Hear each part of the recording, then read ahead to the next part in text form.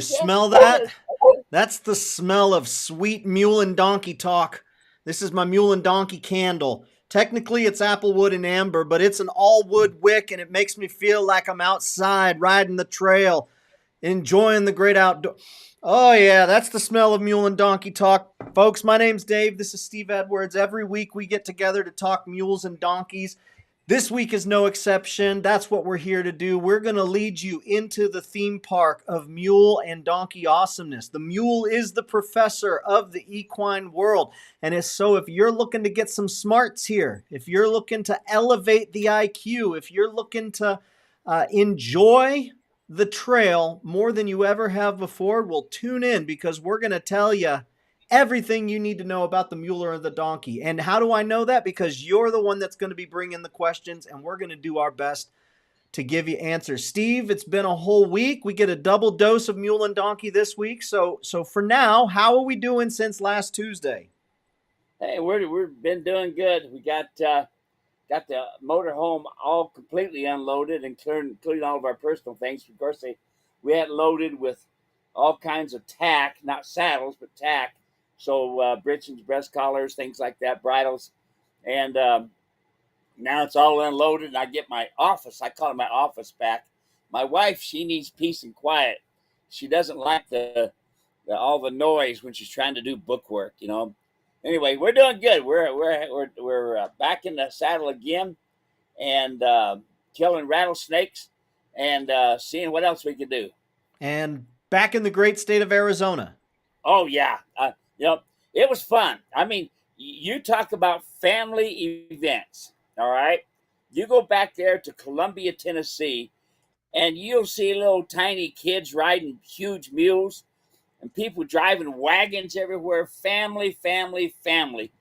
What a great deal! But it didn't bother them to have wind and rain and all that stuff. Man, they kept on having fun. It was great. That's awesome. Well, like I said, this week is a double dose because every Tuesday we do this program where we take any and every mule or donkey question that you got. Today we've got a lot of really great questions lined up, plus whatever you're bringing to the table. So we want to hear what you've been working on, and if there's something that you're stuck on, or if there's something that's not quite working out the way that you are wanting, just say so, and we'll do our best to get you the answer you need. But today is not the only day. Tomorrow, we are talking all about prepping for your summer and fall riding. Steve, tell us what we're talking about tomorrow.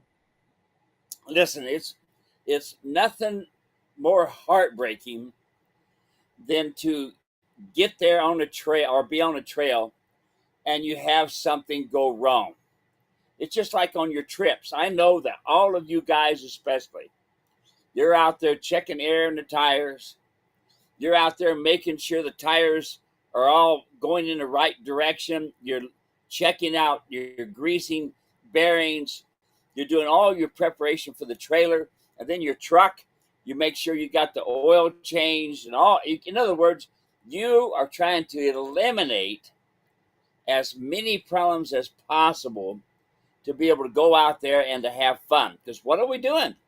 When we climb in that truck and when we climb in the saddle, it's to say goodbye to the world that we want to try to forget about for a while, you know, and this sort of thing. And that's one thing about the mule riding spirit, the cowboy way of thinking. You know, the Roy Rogers and Dale Evans, which was before Dave's time. Happy trails to you, and this sort of thing. You know, that's a free life. Everybody sees that, you know, and that's what you want to do. But you cannot go out and enjoy it when something breaks. Now, even though you check all that stuff over, something could go wrong, okay? So I'm going to try to give you some things that I do to prepare for my trips, okay? And remember, I'm not just packing my sandwich down the trail. You know, there are times we are several days out on working cattle, and our running water is what comes out of our canteen sometimes. So anyway, this is, you know, I want you to be prepared. I want you to be looking for things, you know, something as simple as, get this now, it's probably one of the biggest things that I've been getting here recently was conchos coming loose on the breeching. And I'm going to talk to you and tell you how to fix that up. So happy trails to you. Thanks a lot for coming. It's going to be a lot of fun. There is still time to register, and it's free. You can sign up. If you can't make it live, we're going to send a replay out. You can watch the replay on demand when it works for you.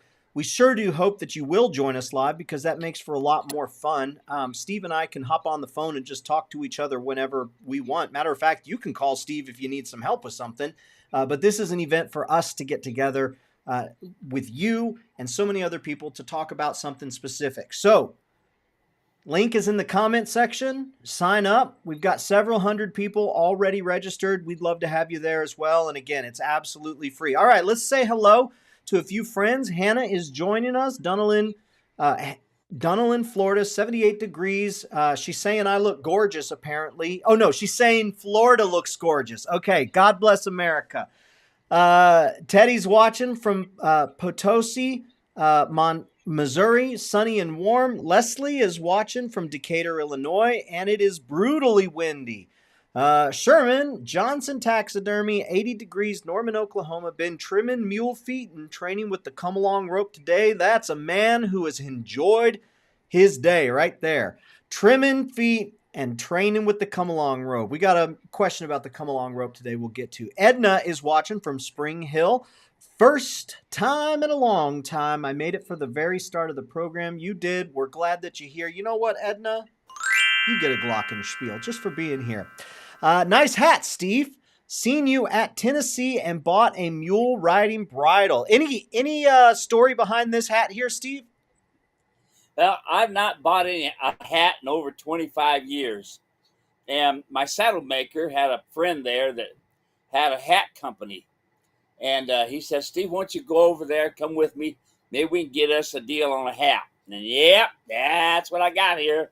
I got my new Texas type hat, you see. Texas type hat with the airplane wings on it right here like this, like that. Yes, sirree. So I bought one because I like it, and now I got a new hat. There we go. That's great. Good checking on that, Ted. Glad that you noticed. Marsha's watching from cool and very windy Virginia. Vanessa is watching from Missouri, 62 degrees and sunshine. Merlin watching from northwest Minnesota, 50 degrees and sunny. Dave O'Brien today coming to us from Iowa Park, Texas, 72 degrees and very nice. Hi, guys. Hello, Dave. Ivy is watching here from Maine. Again, mud season, the fourth one this year. Well, stay clean and stay dry. Jane is watching from North Florida, 84 and sunny. Polly is watching from Barnesville, Minnesota, and beautiful riding again tomorrow. Folks, link in the comment section one more time. Get registered for the webinar. First question today. This one comes from Alexa. Alexa has the question. Steve, when a mule is in love with a pony, and I want to separate them, do you have any advice for that process? Oh, yeah, really easy. Just put one of them for sale because you're not going to change it, especially with a pony. Them cotton picking mules will mother up to a pony, to a goat, to a calf, and a calf especially. They'll mother up to a calf and they'll keep the cow away from it and starve it, okay? And I've even seen them mother up to young horses and starve them, you know. No, there's no way possible. It's impossible. Matter of fact, I can tell you that at Pierce College in L.A. During Thanksgiving holiday there, everybody wanted to put their mules and donkeys into one 10-acre pen so they can run and play and enjoy life, run and play, you know. You know what? I told them, just like I'm telling you all. And you can do it any way you want to do it, you know. And go ahead and have fun and enjoy it. Because I'm going to tell you, I've already been there, done that. They turned them loose in there. Not only did it take them an average of 10 to 12 days to get their mind back again, to get back into training. Because look, folks, when you start training, you have to stick with it. 6 months. 6 months. Not 30 days. Not 60 days. No. 6 months builds a foundation. You have to. Otherwise, they'll revert back right now, I mean, with ease. So forget about the 90-day wonders. That's number one, okay? Number two, when it comes down to it, the last ones that were caught were the mini donkeys and the mini mules, because they were with bigger mules who mothered up to them, and they all want to be buddies. That's the way it is. So, no, there's nothing you can do. It's called equine. I'm going to sit down and have a long conversation with God when this time comes. Say, how come you went and did that? But hey, God's choice. So anyway, there you are, Dave. That's what it is. There's no way you can get rid of it, boys and girls. The best thing you can do is to put each mule in its own corral. Feed them accordingly. Now, you don't believe me? Try to pump a. I wonder if Dave from Australia is up listening. He'll tell you. I was kind of mentioning to him, and I sent you some pictures of it, this sort of thing, Dave. And he said, I said, how come you don't have them out there running and playing in the pastures? And he's got miles of it. You know what he told me? He says, I put them in this small pen because it's all they need. I am all they need. And he's exactly right. It's what I've taught him when he came here to visit, and go on from there. Otherwise, folks, keep on having problems. You know what's going to end up being? Now the mule won't leave until the miniature pony won't go with him, or the donkey won't go because the goat won't go with him. And everywhere you go, you got to take that donkey or pony or something, and it ain't going to end. Best off just getting rid of it. You don't need a pasture pet. You need to be their one and only, period. There you are. That's my sermon for the day. There we go. Awesome. Thanks so much for the question. And there's actually a follow-up here, Steve. Unrelated. Second part to Alexa's question is talking about jumping with a mule. Says the Western saddle isn't suitable. So is that the case, and why? And should I go after a shoulder-free jumping saddle instead? No such thing as a shoulder-free anything on a mule. Okay? They're V-shaped in their shoulders. The most important cinch on a saddle is the rear cinch. It must be placed just in the right place. And when you put that saddle up on those shoulders, look at them out there, folks. Go out there, look at them. You will see everyone that's riding on an English saddle is riding on top of the scapula. That blue ribbon is far more important than crippling your mule, I guess. I'm sorry, folks. I have a hard time thinking that it's so much more important for you to get that blue ribbon or to jump or do something rather than having a proper fitting equipment. Okay, rather than having that, it's hard for me to grasp. But I mean, that must be something you want to do. I understand.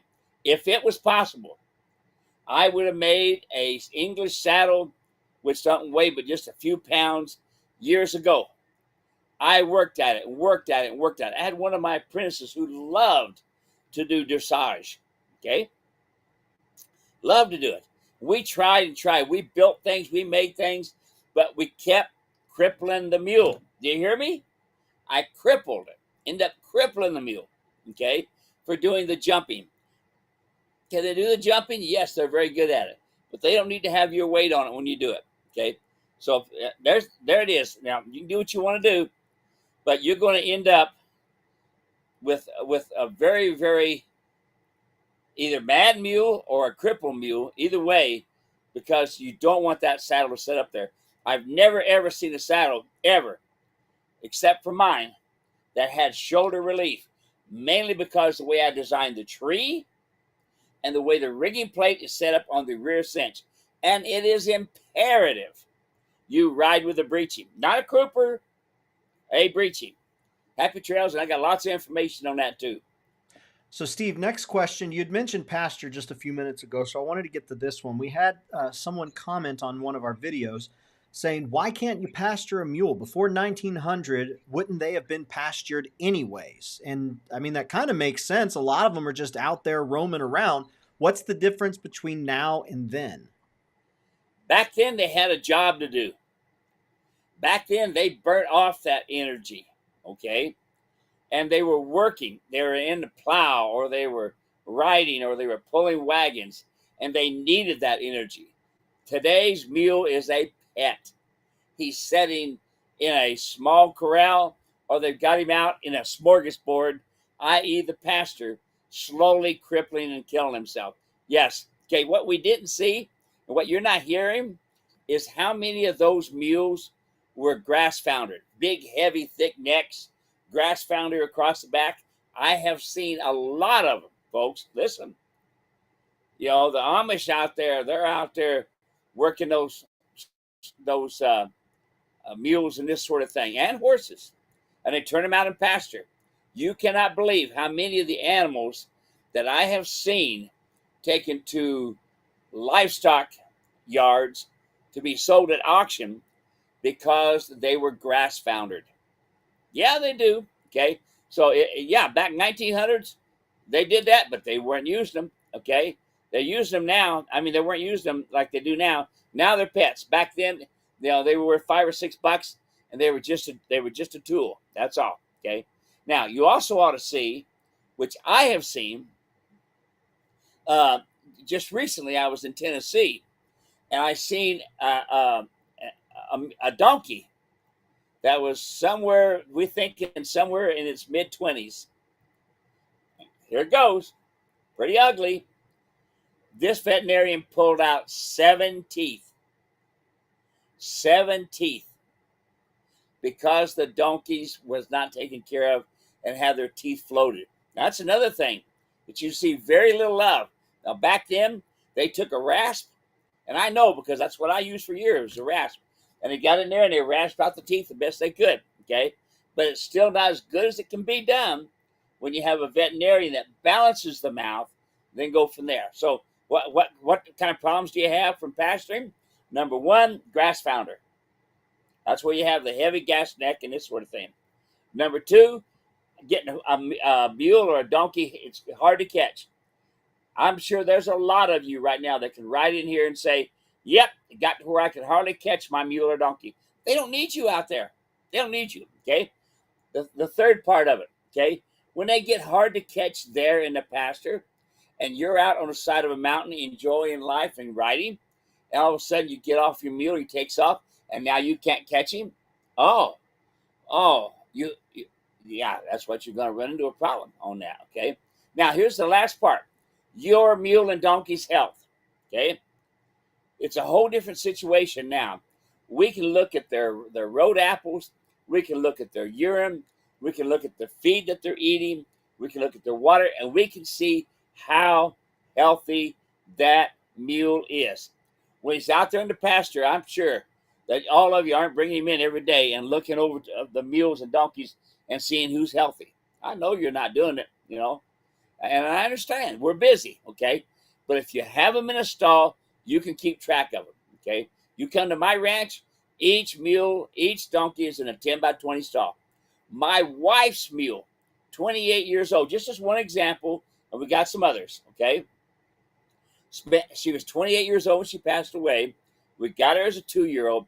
She spent 26 years in a 10 by 20 stall. We used her as a ranch mule. She was a world champion, undefeated in Arizona, and I can go on and on, okay? And we used her for training people as well. She hauled everything around from a 93-year-old blind man to my grandkids, okay? She stayed in that pen. So there you are. I know a lot of you want to do that, and I don't mind keeping on telling you, okay? And I've got a lot of articles written and other YouTube stuff saying to you, what are you doing? Take care of your animal. It's only the one you got. I used to have 25 or 30 I had to take care of, and most of them weren't even mine. Can you imagine me calling somebody up and say, hey, I'm sorry, I crippled your mule, yeah? Or I overfed him by putting him out in the pasture, and now he's got laminitis or whatever. Anyway, there you are. Happy trails to you, folks. Awesome. Thanks so much. Let's hop back over. Say hello to Cowboy Ken. Hello, guys. On vacation in South Carolina. Beautiful 77 degrees. Good to have you here, Ken. Thanks for making time for us on vacation. We certainly didn't expect it, but we definitely do appreciate it. Linda's watching from Conway, New Hampshire. Beautiful day, 60 degrees and sunny. Dave O'Brien is watching and says, Danielle, the raffle mule from the American Mule and Bluegrass Festival 2 years ago, developed a sarcoma on her ear. It looks like a little cauliflower I'm on my second vet and third salve with no luck. Do you have any suggestions? Thank you. Don't worry about it, Dave. It's just going to look more. It's going to look bad more than anything else. Okay, those little sarcomas are happens on these colts. They'll have them on their nose. The guys will sometimes have them down around their sheath area. Okay, but they fall off. Okay, it's no big deal. Don't be calling the vet out unless you want to and get a second opinion. But you look it up on the internet. It's not a big deal. Okay, not a big deal at all. So just you'll get to where it'll fall off. The old cowboys used to rub axle grease on it, and eventually it would fall off. They said, I don't know, but there you are, Dave. What have the veterinarians told you, Dave? All right, we'll look to hear back from Dave. In the meantime, hello to Bill Rose, sharing the Mules of Ohio and Mules of Indiana. Windy and cold all day, 40 degrees. Hey, Daniel's here, 90 in Mesa. Glad to be here. We're glad that you are here, Daniel. David Pengelly rode all night in my ultralight. I love it. Raced home to catch the show. Beautiful here today in Manchester. Look at that. There's so much goodness baked into one comment. Folks, David Pengelly's comment, take a look. If you want to know how to make a cowboy smile, look at David Pengelly's comment right there. Thank you, David. That's very kind. Marcia says, I just read about Palm Sunday and thought the story about why Jesus rode a donkey into Jerusalem was beautiful. Happy Easter. Okay, so we were in church on Sunday, and the pastor starts talking about Palm Sunday and starts talking about, Jesus riding in on the colt. And I leaned over to Sandra and I said, he's lucky that colt didn't buck him off. Every day is a new day for a donkey. And she looked back at me and she goes, I think Jesus had dominion over the donkey. I thought that was pretty good. She had the comment. She put me right. Oh, boy. I thought that was pretty good. Yeah, okay, so born 100 years too late says, so we aren't supposed to pasture them. I'm here late. So the idea isn't that you're not just flat, tell me if I'm understanding this correct, Steve. It's not that you're not supposed to pasture them. That's not the value that we're talking about here. What the value that we're talking about is how do you keep them healthy? The value that we're talking about is how do you feed them according to use? The value that we're talking about is how do you monitor their health? How do you monitor their water intake? How do you monitor their road apples? How do you make sure that they're looking to you for leadership and they're not out there establishing their own pecking order? Because they will. Even if it's just them out there, they'll establish that they're over you in the pecking order. So it's not about not pasturing them. It's about keeping them healthy. But Steve, I do remember at some point in time, I think I remember you saying something like, look, there might be some out there, if they're working 8 hours a day, if they're out there just running ragged, then they could afford to be out to pasture because they're just going to burn it off. But we're talking about the animal that's maybe riding a few hours a week and the rest of the time is just in their quarters. The rest of the time is just sitting around. So it's really less about don't pasture them, and it's more about feed according to use. And the only way that you can really know what they're eating is to keep them separate. So if they're riding 8 hours a day, sure, put them out to pasture. They'll burn it off. Is that pretty good assessment? Oh, that's perfect, Dave. You hit the nail right on the head. I would love to be able to say to you, put them out there for 2 hours a day and bring them in, which I tried, over the years, which I know people have tried. And they got to where the mule didn't want to come back in. The donkey didn't want to come back in no more. No, why should they leave you? Leave their pasture and all them goodies. They shouldn't. Okay, you're right. The thing you have to consider about this whole thing, and you hit the nail on the head there, mule guy. You hit the nail on the head, and that is this: it's their health. You need to be taking care of them, and you cannot take care of them when they're out there on a smorgasbord. Good hit. Awesome. Thanks so much for the question. Dave says, Steve, I'm glad you are pushing the idea of floating teeth. My last vet said it wasn't needed. My new vet says it's imperative to float teeth annually. starting at 4 years old. Just expand on the floating of the teeth one more time, Steve. If you don't float the teeth, what are you going to experience? Okay, so I would like to get on this one veterinarian who I was talking with yesterday, who is going to be going up in the mountains above my own hometown. Matter of fact, in the Smoky Mountains, and he said, "Boy, Steve," he says, "I wish more trainers would do that because they don't. They just think about riding only. They don't think about the overall health, and that's what I'm trying to tell you, folks. This is the overall health. When that mule, when that donkey is chewing, they are grinding their teeth. They're grinding their food. That's what they're doing. They're not just getting a bite and swallowing it. Okay. When they get it in there, their upper and lower molars grind the food. That's when you end up with points. Okay. And so just from they need to to be healthy, and they're healthy when they can grind their feet up to a fine mush that goes down through those intestines. Now you remember, you have a large intestine and a small intestine. And what happens is, unfortunately, God kind of goofed up here. I'm going to talk with him someday, where the large and the small come together. And in that spot right there is where a lot of animals get impacted. When I mean impacted, it creates like a dam. And if it's big chunks and not chewed up well and not refined, that dam will build up and it will be a colicky animal. Okay. So the number one reason to get it done is for their health. Number two reason, for your health. What I mean by that is this: when they can carry a bit comfortably and carry it right, you're going to have better communication value than you are with an animal that has got teeth problems and you're thinking it's a bit problems when it ends up being teeth problems. I've already been there, done that, folks. Everything I'm telling you here is things that I learned from the mule. I didn't read it in some book, okay, even though I've read a lot of different things, but I have seen it day in, day out. And when you've been around the amount of animals I have, you see it. So there's the overriding thing there, Dave. Awesome. Thanks so much. Appreciate that, Dave. It's good to hear from you. Teddy says, should they have a roof over their heads? Yeah, it's good to have, Teddy. It really is. A tree, for instance, anything like that, something to keep them, keep the sun from baking directly on top of them, and from them getting really wet. I can tell you though that if the flies are really bad, them mules will walk out of the shade.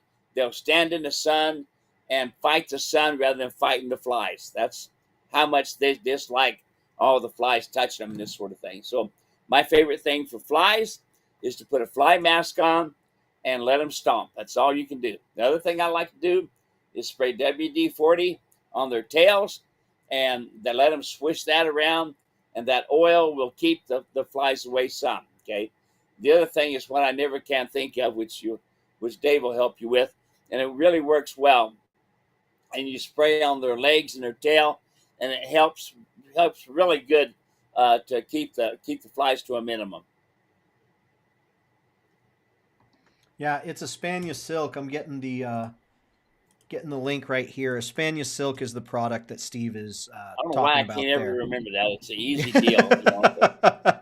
it's a, I've got. I'll tell you what. Little free relationship advice here.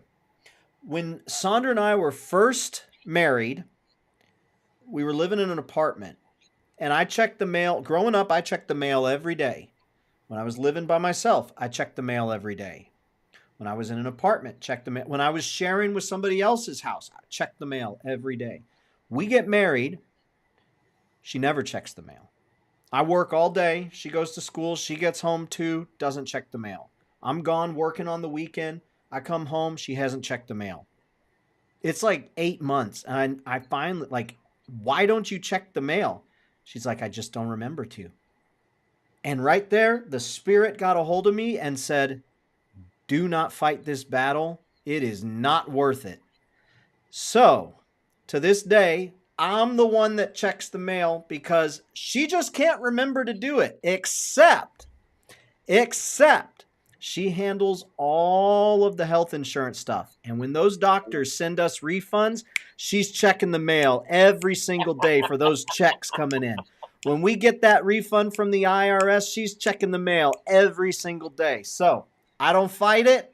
She couldn't remember it. Whatever. So Steve, Espana Silk, I got you covered. I'll check that mail for you each and every time. Let's see here. David Pingelli says, this sounds crazy. I'll be the judge of that. But I have treated Sarcoids with a mixture of Vaseline and 10 drops of kerosene. Mix and apply. It has worked for me. You ever heard that one, Steve? Good one. It's kind of like the old cowboys use grease, you know. He's using Vaseline and kerosene. He says Vaseline and 10 drops of kerosene. Yeah, well, the old cowboys used to use grease on it, you know. They'd go over to the axles on their wagons, take a little grease off of it, put it on there, and we're done, you know. Unfortunately, there are other people who make big money, make a big deal of it. Okay, next. I'm interested how David Pingelli decided to experiment with kerosene. What was good? I got me some things. What's that? Yeah, especially David Pingelli. David Pingelli. I don't know if I didn't give him a match for very long, you know. Oh my goodness. Mary is watching from upstate New York. We're glad to have you here, Mary. Marty is watching from North Mississippi. Got notice that my new saddle pad has shipped. Can't wait to use it. Thanks for your help, guys. We are here to help you, Marty. We're so glad that you're here. Thanks for letting us be a part of your story. Karen is watching. 60 degrees, windy here in Central Virginia. Says it's good to be here. Yes, it is. We're so glad that you're here, Karen. You're one of the faithful. You've been with us watching these programs for years. It's so good to have you whenever you're able to join. Leslie says, I joined a group trail ride, and my Steve Edwards saddle left a flawless sweat pattern. With my 16-hand Belgian and my 14 one-hand mule, mine stood out compared to the others who had injury sweat patterns. Now, why is that the case, Steve? Why is Leslie able to stand out with exceptional sweat patterns and others just can't? Okay, Dave, do you remember the sweat pattern that Daniel sent me from Mesa? Sent me that big sweat pattern. Do you happen to still have that one? It'd be a good one to talk about. I'm going to see if I can. Was that related to white marks on my mule? Yes. All right. It was. He said. I try to tell everybody. You know, here's the thing, folks. A lot of people say I had a good sweat pattern. Well, here's the problem with a good sweat pattern: is it don't exist. Okay. There are some days you're going to have heavy moisture where the humidity is way up there in the 80s and 90s, and you don't take the time to cool off the back, you got a good chance of scalding. Oh, did I say you? Yes, you. Okay, get this in your mind. This is really important. You understand this. Give your mule a break once in a while. I'm always thinking of my mules. Why?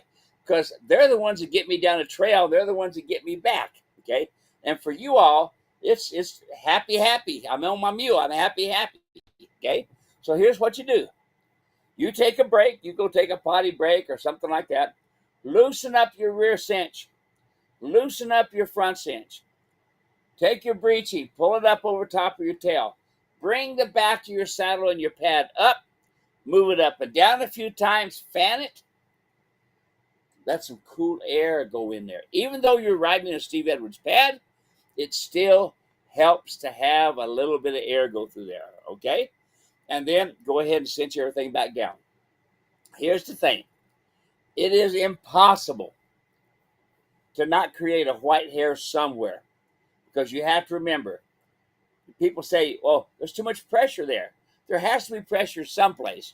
Where you don't want pressure is the first 4 inches of your bar. Where do you see white marks? The first 4 inches of the bar. Why do you see that? Because you over tighten the front cinch. Okay? I don't have to tell you you over tighten the front cinch. All I need to look and do is see what the hair looks like in the front of that saddle. I don't have to tell you that you got a horse saddle. because when I see the saddle, it looks like a stink bug going down the road, for one thing, okay? But the other thing, when I see the marks on the front end there, I know you rode in a horse saddle. Horse saddle doesn't curve up in the front like my saddle does. Horse saddle goes directly into the scapula. And I showed people that. I put that tree on there, and I let people see it over there in Columbia, and I let people see it over there in Alabama, okay? Two of my favorite rides. I had fun there. But anyway, there you are. Dave, did you find that picture? It's horrible. All right, so I'm not quite sure which one was from Daniel. So I've got this one right here. Was this it? No, it was one just sent within the past 2 days. Oh, within the past couple days. Okay, Yes. hey, there's a Spaniel silk right there. I'll see if I can find it. Of course, I did have this one. This is one that we had looked at when we were doing the White Marks webinar. Yeah. Okay, but Dave sent one that will blow you away. I mean, it is probably one of the worst ones I have ever seen. And the unique thing about it, Dave, it shows that the rider was not riding centered. How do I know that? Because the majority of the white on the back was heavier on the left-hand side than the right-hand side. All right. Now, I'm sure I sent that to you because it was really impressive. I mean, I can hear poor Dan. Oh, now here it is. going, I got it. I got it. Got it? Yeah, give me a second. Man, Yeah, it looks like there's two here. money. There's two images. Here we go. Yeah, this is exactly. Oh man, people are gonna love this. Yeah, it's ugly. It's ugly. All right, here we go. There you are, folks. There you are. And look at the heavy, heavy white one in the very front. Okay? That right there shows you, that's right. That shows you that the twist on the 6th and 7th rib, which you hear me talk about all the time, that twist is in a horse bar, and it puts heavy pressure right there in that area. Can you imagine the pain that mule was going through? Now, here's the deal, folks. You notice how it's almost the whole back across there, and you can see how there's one area right below the white spot, and it's kind of hardly any white at all. You see, that's the curve. That's right. That's the curve that goes around the wither of a horse. And see, on a mule, that place comes up off of the back right there. You see, and it puts that curve in there, and the rest of the bar is just where that. She was trying to blame it on her pad, and her pad was it was a wool pad, okay? And then she put a lighter one on there trying to fix it. Look, folks, she is riding in a saddle that was made for a horse, period. When they gave me the name of the saddle, nice saddle, well-built saddle, good saddle makers, but they don't understand mules. And right here, this is the perfect example of it right there. What is it about the wool pads that attract people? More of what's been done over the past couple hundred years. You know, more trying to follow tradition. Okay, when you see the old cowboys, they had a Navajo blanket thrown on. Okay, now and it was wool, made out of wool. Listen, you know the reason they started putting blankets underneath the saddles? The military done that. The soldiers, the pony soldiers done that, so that they'd have a place to put their blankets, they have something to sleep on, or to pull over their back. You see, they pull their saddle off, pull the pad out, let it dry out. That's what they slept on that night, you know, or pulled over them even, you know, folded it up. That's when it first started. Then we started getting into pads, and we had this color pad and that color pad. And, you know, the girls love the colors and this sort of thing, you know. Guys just say, put it on and make it work. So, yeah, it's wool. And listen to the commercials. Read them. It says, the wool pad whisk away the moisture. Read the articles. You'll see them. Read the advertisement. Why do you want to take away the natural lubrication? Why do you want to take away the natural way to keep the animals back and what God gave them? And that is to take and have that back as wet as possible. Okay. Now, a lot of times it's dry one spot, wet another. A lot of times that has to be with how you're riding in the saddle too, folks. Okay. Has a lot to do with that. So, as far as when it comes down to this, when it really comes down to it, okay, what's best for the animal? What's best for it? Okay. I had one guy tell me up in Colombia, he said, man, the saddle fit my mule good, but it didn't fit me, Steve. And this was a big guy, big guy. And he was riding a 17-inch saddle. And I said, really?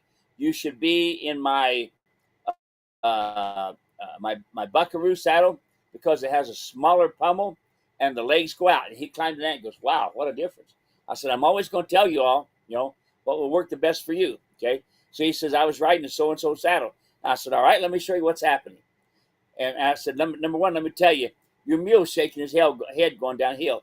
He says, yeah. I said, because look at the difference in my bar and look at the difference in their bar. And I showed him what it looks like. Okay. All they're doing is riding a semi-quarter horse. He said, so I'm crippling my mule. I said, yes, sir. Your butt may be more comfortable, but your mule is not. So changing saddles, if I like to do is to make a suggestion, Dave, ride this saddle for you, ride this saddle for you, which I'll do. Okay. And I'll try to do the best I can to help you. Awesome. Thanks for the question.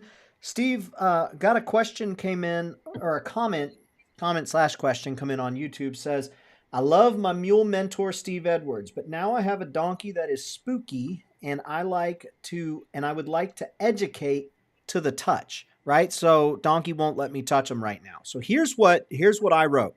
You tell me, and we can finish this off. I said, use the come along rope. They see that come along rope as an extension of you. You can toss that rope over their back from further away. Even though it's not you touching them, he'll think it is you. If he won't let you get close enough, then make him uncomfortable in his stall. Start hooting and hollering at him.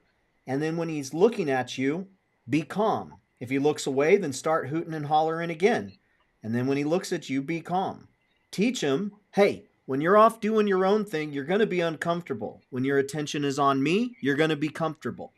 When you can get close enough, then toss that come along rope over the back. If he starts moving around again, then go back to hooting and hollering and teach him that he's going to be uncomfortable. And that you can do over and over. So that's what I said. And I'll finish it off. Like, that's what you can do to teach him to stand still when you're trying to get close. And as you get closer, eventually what should happen is you do that 3, 6, 9, 12 times. Then you should be able to get to the point where you can install that come along rope. And now you've got your direct line of communication.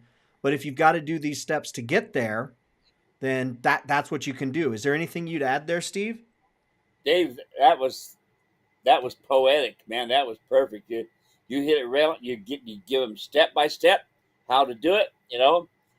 It just matters to them now practicing it. Okay. Sometimes you need to be louder. Sometimes you need to be quieter. And perfect, Dave. You hit that. You should write that down someplace where people can read that and know what to do. That was excellent. Very good. All right. New article on the way. Steve, I got a question came in from Mammy. It was a pretty long question. Was at Columbia Mule Days with you, so she really enjoyed that. Bottom line, she says, I have a friendly John mule who recently attacked my new Molly mule. He rammed the round pen they were in and bit her neck and side when she got out. I've never seen this behavior before and would appreciate your insight. And Mammy, I can tell you what Steve's going to say right off the bat is keep them separate. Don't put them in the same pen. They don't need to be in the same pen. Keep them in separate stalls. Maybe you can't do that. Maybe you don't have the space. Maybe you could do some sort of a makeshift barrier. I don't know. But that's the first thing. Steve, after that, what else would you say? You're exactly right, Dave. They need to be in separate stalls. And here's the deal, folks. We're talking pecking order. These mules, these donkeys, these horses will do whatever they need to do to get to be the top of the pecking order. You're not going to change it. And that's what that mule was doing with the other mule. They'll attack them. They'll do whatever they need to do, whatever they think they need to do to get that mule, to get that donkey or that horse to comply. That's why I keep telling you folks, you need to be the leader. You don't want to be attacked like this mule did to another mule. So separate them. Dave, you hit the nail right on the head. But why are they doing it? Because it's nature, and because one wants to be the top of the pecking order, and they will do whatever they have to do to get that. Awesome. Thanks for the question. Appreciate that, Mammy. Leslie sent in a question. Leslie's question is, during trail riding, we tied to a highline, and even after I knotted my reins, they still kept going over his head and falling to the ground. I had to tie him with a looser lead because the line was so high I could not reach the release. Any good tricks for that? Well, what? Of course, I didn't see what knot you tied. You really want to tie a square knot, have it go back behind the horn, tie your square knot, and then take the extra part of the reins and put it down through the hole in the pommel underneath the horn. And that way it'll kind of keep from rattling. Now remember, you want it snug enough that they can't reach down to get a bite. And the other thing is, the downside about a Highline when it comes to a bit is you got a good chance of getting it hung up on the shank and hurting the mule's mouth. So that's something to consider there. But anytime you're tying the reins back, always put it back behind the horn and always take the extra and go through the hole underneath the horn. All right, next question comes in from Tom. Tom sent this one in a little bit earlier in the week. Says, I'm still a few years away from my dream of owning a pair of mules. That's a good dream right there. Tom, I commend you. But I've got a few questions for you to answer. Number one, is it possible for the same mule to be a riding mule and be able to pull a wagon? Let's answer that one first, Steve. Is that possible?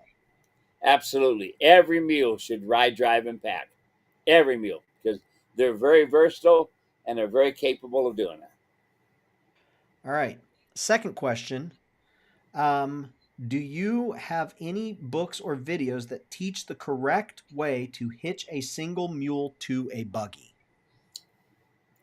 Yeah, I've got a couple different ones. Now, when you say buggy, that could be a carriage type vehicle, or then you have a cart, which is like a two-seater as well. Usually buggies have a fifth wheel undercarriage so they can turn tight corners and stuff. So to answer your question, let's just say to hook up the harness, yes, I do. The one, there's a couple different ones you want to get, and one is called communicating through the lines, and the other one is driving foundation. And then the third one I would also suggest would be your first drive. It's called first drive. So all three there would be a really good thing to look at, so that you can get an idea of what the name of the parts are. You know, as far as a heel chain, as far as a tug, as far as upper and lower hame strap. Start learning the vocabulary so that you'll know when you hook it up what's being talked about. And those three videos will help you out. So the third question is, do you ever travel to the southeast to conduct mule lectures? And so occasionally Steve will travel. Right now, the only two dates that we had on the calendar, those were March in Alabama and April in Tennessee.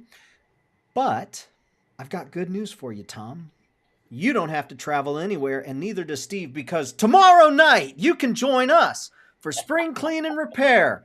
This is all about everything you need to do to get ready for your riding and have an incredible spring, summer, and fall riding season. And guess what, Steve? Steve, guess what? What? It's free! You don't got to pay nothing. Free! It's 100% free. Coming to you. So join us Tuesday, April 16th, 5 p.m. Pacific time for Spring Clean and Repair with, you guessed it, Steve Edwards, the Mule Man, and Dave Shrine, the Mule Guy. There we go. Hey, y'all hear that? I mean, that Mule Guy did good today, didn't he? Y'all, everybody needs to give him a big hand. Yay. He's getting it. Folks there. are going to be sending some emojis in. I love. We've still got a few more questions, but yeah, folks, you can sign up. It's free. The clinic tomorrow night, it's virtual, it's free, it's online. You can click the link in the comment section to register. Let's hop back into our comments here and let's see here. Ryan says, good afternoon, Uncle. So you got your nephew here, Steve. Ryan, good afternoon, Uncle. So good to That's keep my it in the boy. family. Hi, Steve. My mule likes to chew on the bit. Is there anything I should be doing differently? Thanks, Freckles. I mean, isn't that what they do? Or Ryan is sent this this. an insider joke that I don't get? Ryan has sent this to you. Oh no. That was Freckles. Freckles said Oh, Ryan just said good afternoon, Uncle. oh, okay, okay, okay. So going back to the bit question again, because you had me kind of off guard there for a minute with Ryan. All right, so the Freckles was question. What was Freckles questions? What So was that? sorry, the way you were reacting, I was like, oh my gosh, this is a cowboy joke and I don't get it. No, Freckles says, hi, Steve. My mule likes to chew on the bit. Is there anything I should be doing differently? Okay, yes. Number one, get your teeth floated. Number one. Okay. Number two, what type of bit are you using?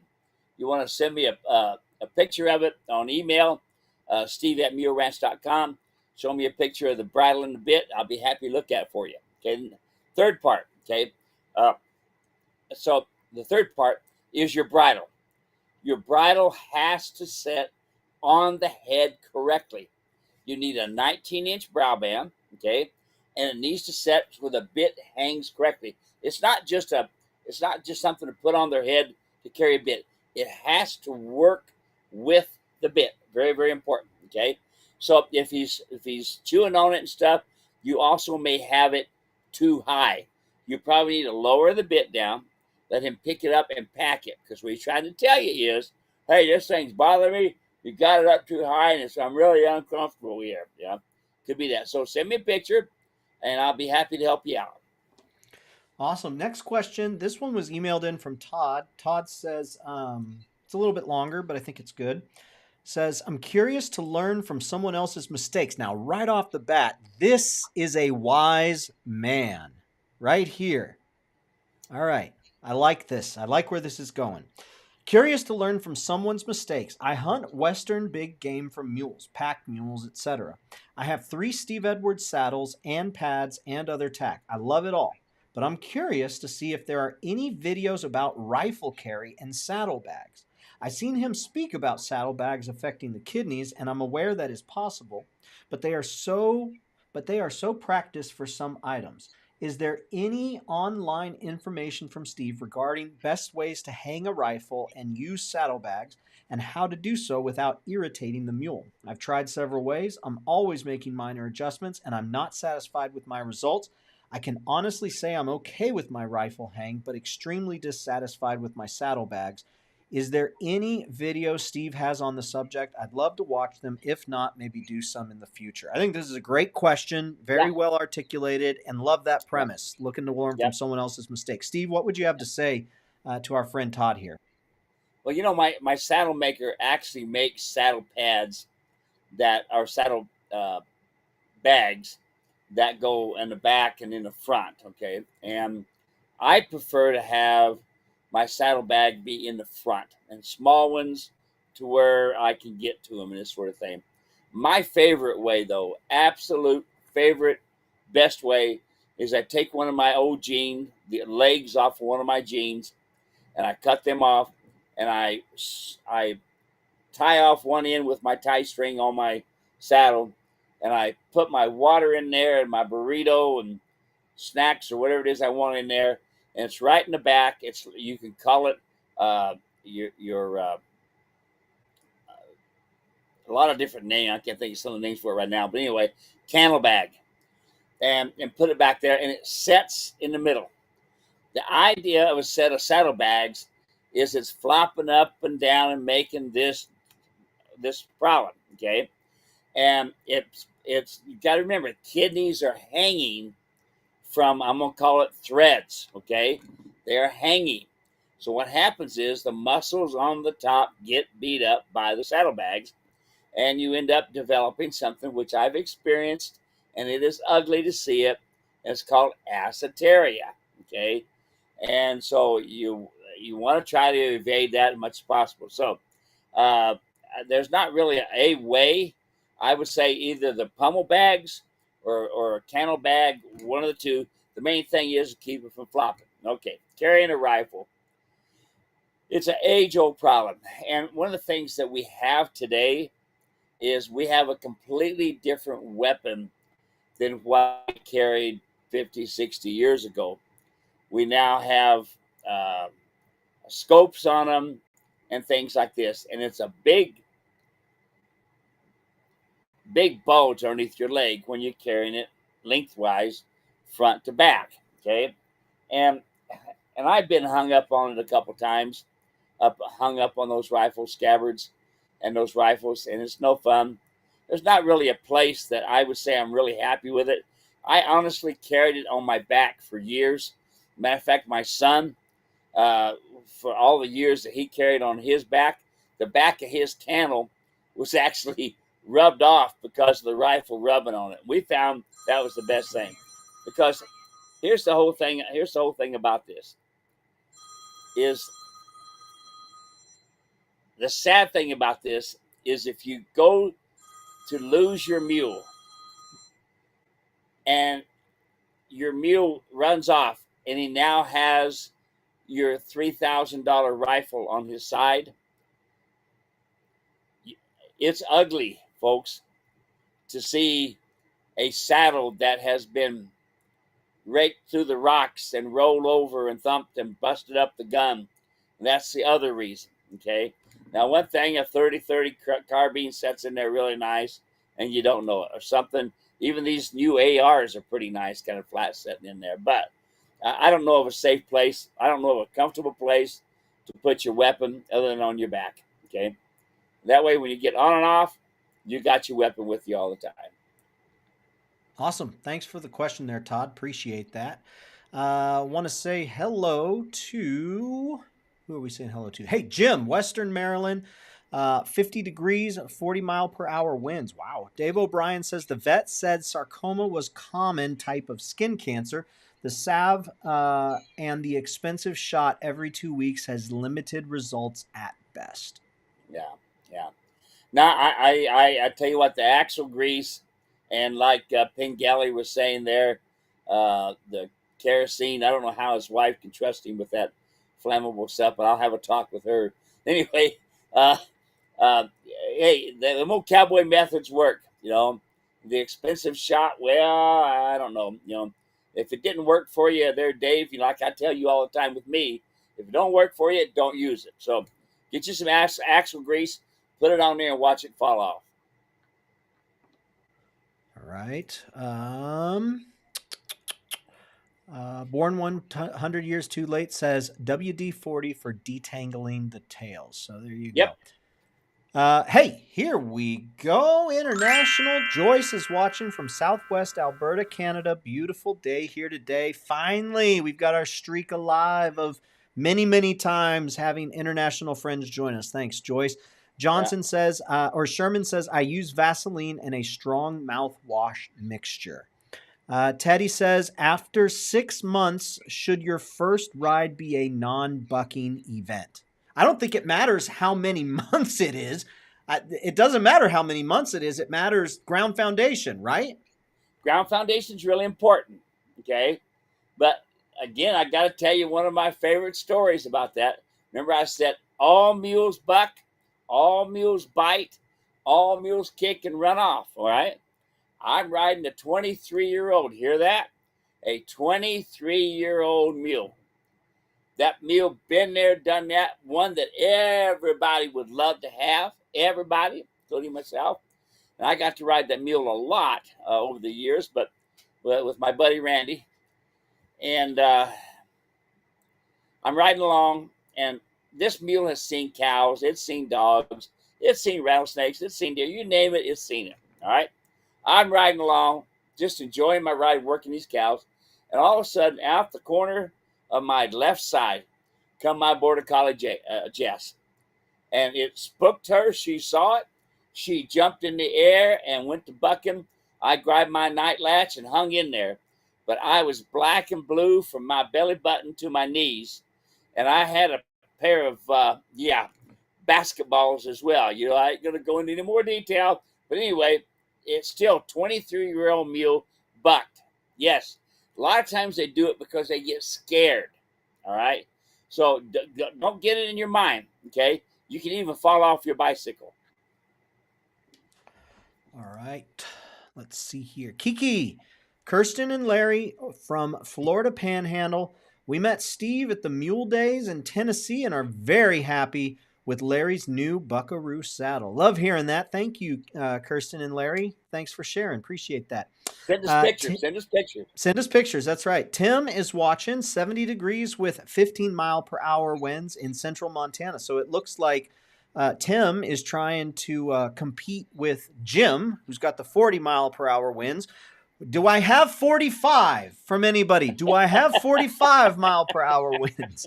It's good to have you here, Tim. We're glad that you're here. Tony is watching. Hello, dear folks. Right back at you, Tony. Marcia says, what do you think of people who rock crawl their mules? I hate it because the people are all over the saddle and they slide and jump mules on steep rocks and cliffs. A dangerous situation, I think. What do you think, Steve? Extremely dangerous, and it's putting the mules in a bad way. There's a lot of ways for them to get boa tendon, for pulling ligaments and stuff, not counting people getting hurt. I mean, I watch some of this stuff that I see on YouTube makes me sick. That they think they gotta do stuff like that. They're doing it to get attention, but hey, the mule is paying the price. That's the biggest problem. The mule is paying the price. Oh, look at me. My mule can do, so what? So what? Why not take care of your mule and do things safely? So will they do it? Yeah. They get enough spurs, they'll go, But don't do that to them. They don't need to have that rock crawling stuff. Don't do that harm to your animals. All right. Thank you, Marcia. Hey, here we go. Good morning. Running late today. Been using the best training device ever, the come along rope on 9 wieners this morning. David Scholl from Australia. We've gone international again. Good to have you here, David. Tell Di, Steve and Dave, say hello. It's good to have you here. Tony is watching. Kind of a weird question. Could or would you use an Argentine snaffle on a mule, or snaffle is more sufficient, or snaffle is more suffice? Please, what would you say there, Steve? I haven't heard that word Argentinian bit in a long time. That's quite the deal. So here's the thing. That bit was designed for a horse and a horse's palate. Okay, the snaffle is a smooth snaffle, and they'll run right through it. And the downside is always this, folks. Always this. Oh, look, he's doing really good. Steve was wrong. Okay. Steve's wrong. That's okay. But sooner or later, one of these days, when you need to stop that mule, or when you need to make a turn and you can't do it, you're going to think, I remember the story Steve told. Yeah, don't. It's the Argentinian stuff, good stuff, okay? Good bit, but don't be using it on your mule or your donkey. Awesome. Bill, give some clap emojis. I'll receive those, Bill. Thank you. Let's see. Steve says, Artesia, California, 7 degrees and sunny. Steve, I like this Steve, but Steve DeVries, I was just in Artesia. I was down by Little India. I go down there a few times a year. It's on South Street and Pioneer, I think is what it is. So, hey, small neck of the woods. That's the first person I've ever heard mention Artesia, California. Steve knows exactly where I'm talking about. Good to have you here. Glad you're joining us. That's fun. Marcia says, always keep your phone on your person, too, for the same reason. So I'm sure she's talking about what we were talking about earlier. Mississippi Marty chiming in. Thanks for the great information. Once again, always a pleasure. It's 89 and sunny. Tony says, does a mule need sweet iron? Right. The mule does, because it's electrical current if you wind up using copper, and that's going to make them really uncomfortable. Yep. Yep, exactly. Yeah, it's not so much electrical current, it's static electricity. There we go. That's what I was trying to say. Yeah, yeah. That's a good one. But still, you got it there, though, mule guy. You Hey, got it. hey, Yeah, there you are. Good answer. Good learning, answer. learning. Okay. Do you have time for two more, Steve, or do you got to go? Two more. Let's go. Okay. Jerry has the question: is Steve planning to attend the Mule and Bluegrass Festival in mid Tennessee this year? We are undecided. There's some things that are right now conflicting, and we're seeing what's possible, making no promises, but praying that the good Lord will make a way, and you can be praying too. So there's no plans for it right now, but it is on the radar. Thanks for asking, Jerry. Last question comes from Katie. Katie sent this in on Facebook. We're big game outfitters who use mules for packing. We always pony our mules from saddle horses.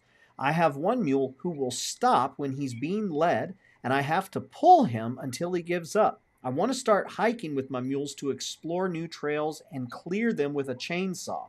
Should I be leading my mule like that to stop with a come along hitch? I feel he will plant his feet and he will not be strong enough to get him going. Absolutely, absolutely, absolutely. Anytime I am leading my near mule on my 5 track pack string or just a mule by itself training, I am going to use my come along rope. I will have full control, but that's only because I don't just get in the saddle and start it. Because I've done my foundation training first. Okay. When you get to where you can barely touch that lead rope and they respond to you, even when you're flagging a flag, or even if you're making a bunch of hoot and hollering, you can still pick it up and bring it to you. Then you're starting to get to where you can get in the saddle and start using the come along. Absolutely. You want to use the come along anytime you are leading. Anytime, folks. Okay. It's a rare time that you would see me using a rope and halter and a lead rope uh, when it comes to leading my animals. I'm going to use the come along rope over and above the halter. That's it. We got it done. Oh, Steve says Little India is a few blocks away from me. Artesia and Cerritos were known years ago as Dairy Valley. I grew up with horses, mules, and cows. Very cool. Very cool. Steve, I have friends at New Life Community Church right there off of Norwalk. So when I'm in town, me and my family, we wind up doing, we go to church service at New Life Community Church. We know Pastor Juno there at New Life Community Church. And Steve, if you don't have a place to go for Easter Sunday, I recommend New Life Community Church right there off of Norwalk. And Steve, it is Holy Week, and we got Good Friday coming up on Friday. Of course, folks, if you're not familiar with what Good Friday is, that is when we stop and we remember the day on which Christ was crucified, the day when he tasted the bitter cup of death. He didn't want to do it. But he said, not my will, but your will be done. And then Sunday came, and that's when we got the resurrected Savior. Nothing else matters if the grave isn't Yep. empty. And because the grave is empty, nothing else matters. That's it. Steve, There you are. anything you want Yep. to say before we're all done? No, I think that your wife had the comment of comments for this hour. Jesus had dominion over the donkey. I like that one. That is really cool. And I don't know if you have the picture still, but remember one of my clients took his donkey and put in the pageant here in Arizona. We have the big Mormon gatherings. And he took this donkey, had never had anybody on its back before, let alone had never been with all that noise and all the singing and everything going on. And you can see that this donkey is walking right up. He's got a come along rope on it, walks right up to the stairs. Jesus stepped off and went right up the stairway. And what I'm getting to you is all of that going on. All that going on. There it is, right there, folks. There it is. Notice the come along rope. Yes, sirree. All of that going on. All the dark, all the signals, all that stuff. And there he is with a come along rope. Even Jesus used come along ropes. Yeah. How about that, huh? Oh, hey, seeing double again. I don't know why it keeps doing this. This Hey, you're getting happened better last looking time. all the time, Dave. Yeah, let's. You're getting There we better go. looking all the There time. we are. Tell There we you. are. Hey, folks, thanks for hanging out with us. We are so glad that you spent a few minutes today. Hey, Steve DeVries, if you see Juno Smalley, tell him Dave Shrine says hello. We are so glad that you spent a few minutes with us today. But guess what? Today doesn't have to be the only day because tomorrow we are talking Mule Spring and Clean. Sign up. It's absolutely free. It would be great to spend a few more minutes with you. We've got several hundred folks already registered, and it would be awesome to have you join us. Again, it's free, even if you can't attend live, which we hope you will be there live. But even if you can't attend live, that's okay. I'm going to be sending out a replay the next day. I'm going to get it. I'm going to edit it. I'm going to make sure it looks good for you, and I'm going to send out a replay the next day. So you can watch it on demand. But hopefully you can make it to join us for tomorrow night. But that's it. Until tomorrow, happy trails, everyone. We'll see you soon. Take care, everybody. Bye-bye. Bye bye.